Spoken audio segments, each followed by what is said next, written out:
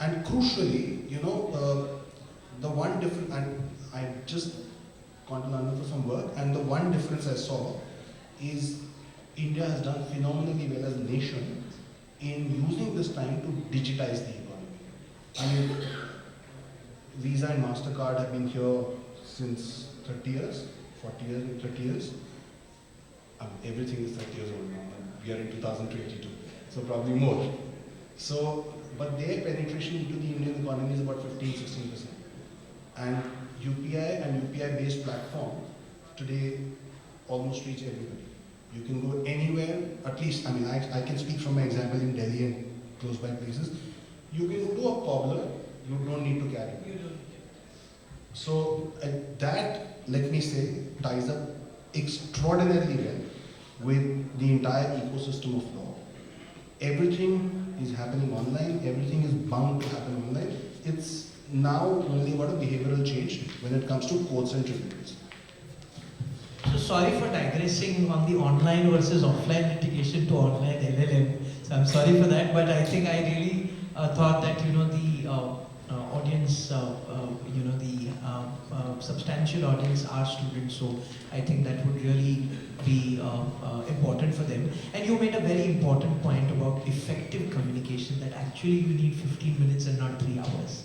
So that is something which you made it very clear. Yeah, Bharath, I'll just give you a practical example. I had a client, Sardar family from Coimbatore, who had land in Hisar, and they have a factory on the land, and they wanted to have an opinion on stamp duty on purchase and sale of the land. Now, I'm in Chennai, they are in Coimbatore, land is in Hisar. I had to call up someone in Chandigarh. 15 minutes, we got an opinion from a standing senior counsel government lawyer, and it was done in 45 minutes. I mean, right from the time the call came from Coimbatore to Madras, Chennai to Hisar to Chandigarh. So, it's absolutely right? So otherwise, imagine the clients traveling from Coimbatore to Madras, picking me up, going to Chandigarh, and then multiply the cost and the number of man hours which are going to be wasted or, in this case, saved. So. True. Yeah, Rajat, because earlier the first conversation used to be, from the client side, is we need to meet. That used to be the start point of a conversation. When do we meet? Yeah, well, when do you have time? When is it that you can travel or we can travel and come and meet you? And that, that has changed, and that makes all the difference. Now we see the Google calendars or the Microsoft calendars to kind of set up meetings. So I think that has changed. So Prasanth, just want to understand from your perspective that this session is all about online versus online litigations and its pros and cons and how the revolutionary change. What are your basic takeaways and any message to the panelists as well as the people present in this room? See, I'm not saying that the online era will be the long way, because it's a future and we need to have to adopt the system in a way. But yes, few years will take, since the justice cannot be happen over the online. Justice need to have to be in presence. I can say that we can do the hybrid mode, the justice system, wherein some of the stages wherein we can do this. See, while the litigations has been conducted by the courts, that time there are the multiple stages of the hearings are there. So some of the stages of the hearings we can do the online, while the argument, testimony of the witness, or some sort of the hearings we can do the in person, wherein that kind of the mix and match can help us.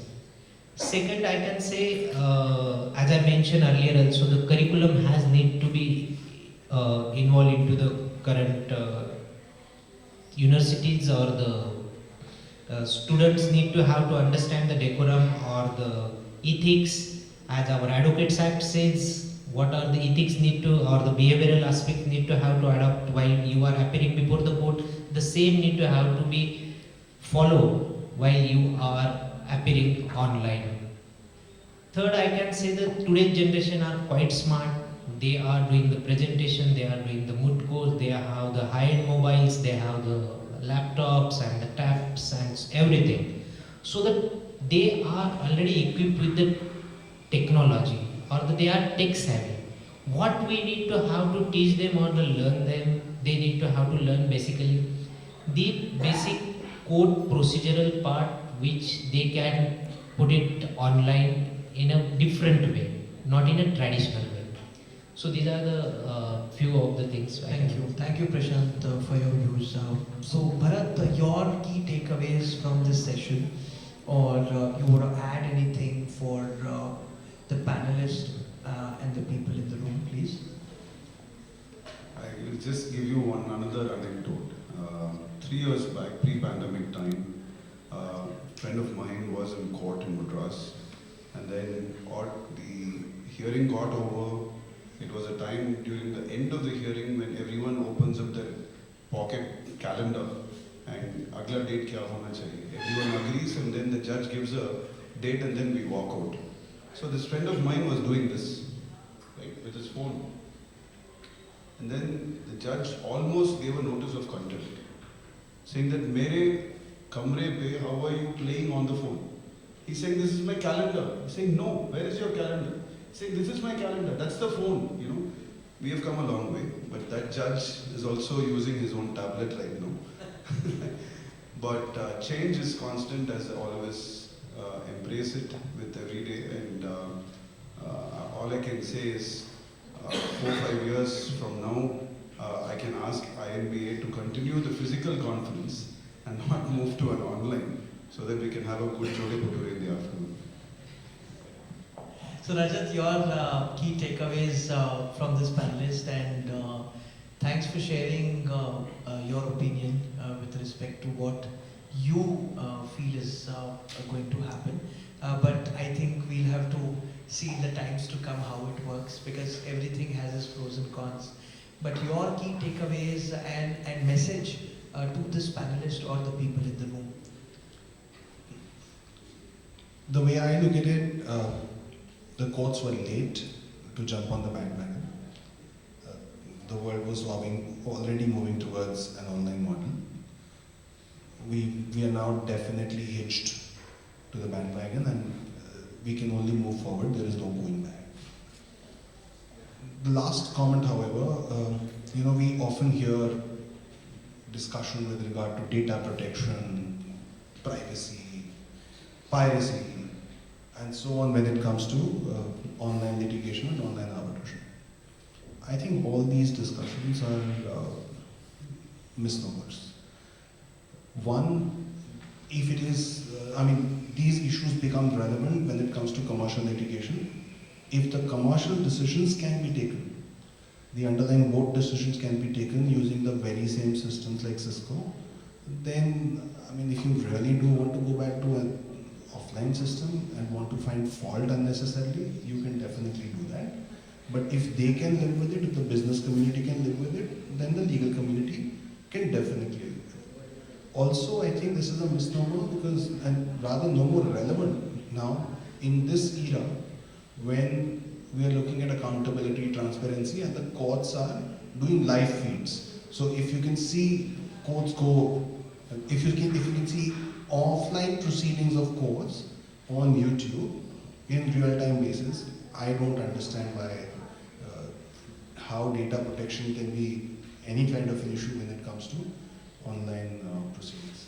Thank you. Thank you everybody for being a fantastic audience. Thank you, Rajat. Thank you, Rajat. So thank you all the panelists. I really enjoyed interacting with them, and I think it's about changing the culture, and it's going to happen. Sometimes it's called disruptive, but it is essential for moving way forward because there are tough things which happens in life, but they keep us moving forward. With this, if anyone has any questions, we'll be very happy to answer. Yes, please.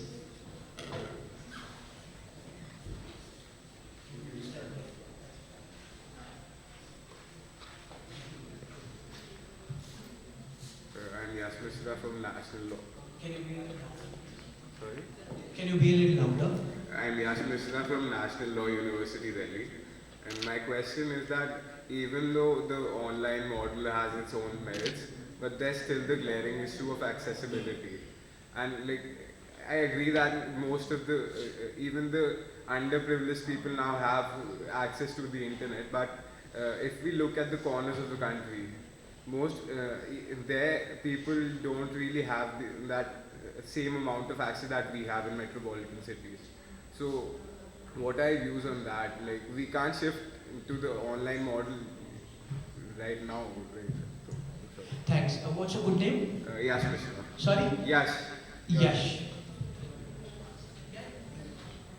So I can give you a parallel to it. If you go to the, say the Nasik belt where Sula vineyard is, or Sholapur, or back of West Bengal where farmers have started using mobile apps to predict weather and sowing patterns, and they have embraced it. I mean, my father is a weekend farmer, so I know how technology is used in the village. They have SMS updates on hurricane coming so that they can salvage some crops. And then they have also been used to insurance being put into their bank directly. So technology is being embraced by the last mile Indian as well. If you think that a person is not able to go to the nearest medical facility, they are having the village level facility, the medical facility where video conferences is happening with the big city. That is also happening. So if it is happening in agriculture, if it's happening in health, law is the last on the bandwagon. As Rajat says, over to you, Rajat. So Yash, you've raised a very valid concern. We can't run away from the fact that we're a poor country. Accessibility will continue to be an issue with regard to many things, including data, for some time in various parts of the country. We can't run away from the fact. But we have to then make a comparison. So somebody from Bhagalpur, whose SLP is pending in the Supreme Court, and he gets a date of listing. That man has to leave his day job, travel using the money that he saved over many months, come here, then the matter may reach, may not reach, he has to stay there for a day, it may spill over to the next day, may not spill over to the next day, and then he has to go back, having lost money for those 3, 4, 5 days that he's stayed in Delhi or traveled to Delhi, including all the cost of coming and going and staying itself. We have to have a reference point. So when we have that reference point, and we now look at the accessibility that is possibly available to him, he may not have data, but somebody in his village will have data, for example. And he can, maybe witness that same hearing, sitting in the comfort of his village, maybe hopefully not smoking a hookah, but he has that option. And therefore, I think it is far more, justice has become far more accessible today than it was earlier. I think going back again, culture will change. Yeah, next. Hello. Do you mind if I just speak like this? Yeah. So, hi, I'm Manas, and I'm in second year. So, my question, I will take this opportunity to ask you as litigators. So, some of you mentioned that your travel time is reduced, and at least in my understanding, your quality of life would improve, or maybe you might be able to take on more work. But now if you're not going to courts, you don't run into a batchmate of yours, and there are many instances like where you might run into somebody and you might have a chat there, you might go to the bar canteen and eat something there. So is that something which you feel as I think Sir said that there are no negative points, it's only a cost of what we are getting in exchange. So is that a negative point, that your connection and your networking and your socializing amongst your batchmates, your colleagues, fellow litigators and anybody else is reducing? So Manas, thank you for bringing that point, and I think what Manas means to say that the personal connect is missing. So Prasanth, would you like to take that? So Manas, as each and everything has its own pros and cons, right? So while we are doing somehow the other way, we need to have the personal connect as I mentioned earlier also, that the judiciaries cannot be happen without the personal connect. So that's the reason I have mentioned that it's supposed to be the hybrid system, right? And that personal connect, in my opinion personally, maybe my other fellow colleagues may not be agree, but personal connect is required. Though tomorrow we are going to be online, but yes, that the judiciary required. I'm not talking about the other, whether it's health or whether it's other departments, but the judiciary required the personal connect. Unless and until that personal connect is there, you cannot deliver the justice, and it has to be there. I totally agree with that. I completely agree with you because I met my wife on campus. So I needed to have that personal connect to meet my wife. I was dating for 4 years before I married her. Human connect is important. As a young lawyer, my seniors who are 20 years ahead of me, 10 years ahead of me, 5 years ahead of me, you see them argue how their stature is, how their behavior is, how do they structure their argument. I mean, it's impossible to do that online at all. I mean, so hybrid is a great option, but human touch and human connection, as I said, INBA to do this in-person meeting is equally important. Rajat, your take? Yeah, quick take. So a couple of things. One, I am myself, for example, I learn better in a classroom. So I'm a classroom person rather than going back and reading off my book. So I understand the benefit of this osmosis and being in an environment. The limited point that I was making is, don't link work to physical presence in court. Let matters go on. You want to go to court, go to court. You don't want to go to court, don't go to court. It should be linked to work, because work suffers in terms of efficiency if you drag me